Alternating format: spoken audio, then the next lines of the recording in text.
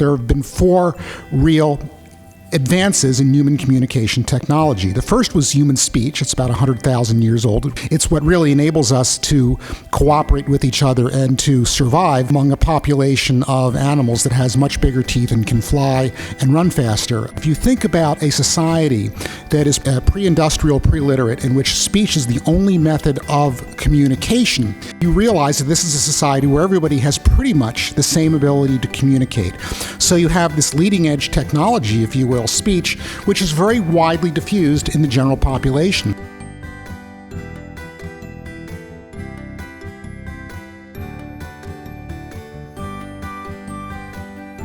If you're going to organize thousands or millions of people into a city-state or into an empire, you need writing to do it. The first writings were extremely complex systems. They took about 10 years to learn. Who had 10 years? Only the children of the elites. In Egypt or in Mesopotamia, you were an investment banker and a high-tech entrepreneur and a GS-15 all rolled up into one.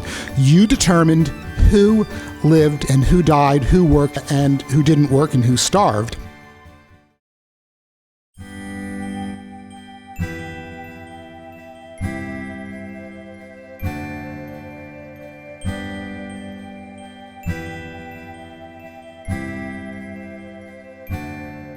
Phoenicians were great traders, and sometime around the 8th century BC, a Phoenician ship alights in Greece, and the Greeks, who are illiterate at the time, say, whoa, this is really cool.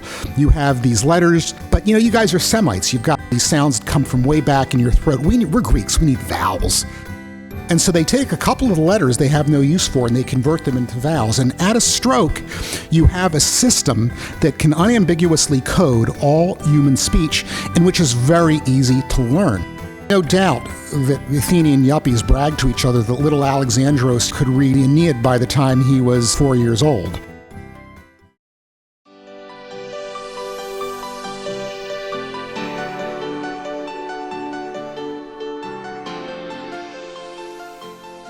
You have literacy being restricted again, the church becoming all-powerful or very, very powerful, and therefore they very jealously guarded their ability to read and to write books. Gutenberg blows that apart.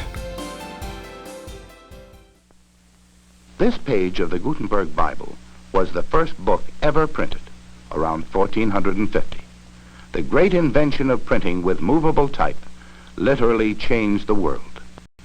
These contributions made books the source of knowledge available to one and all. What began as a small seed is still growing. With the new period of the Renaissance, modern man had emerged.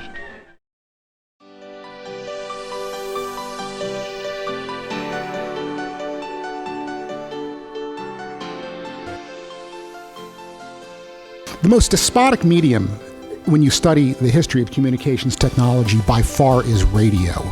Everybody can own a radio, but who can own a radio station, a broadcast station? In Europe, it was only the governments. In the United States, it was large corporations.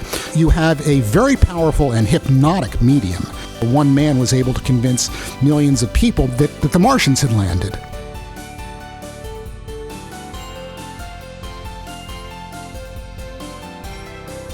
Television is very much the same way. What did Walter Cronkite say at the end of his broadcasts? He said, that's the way it is.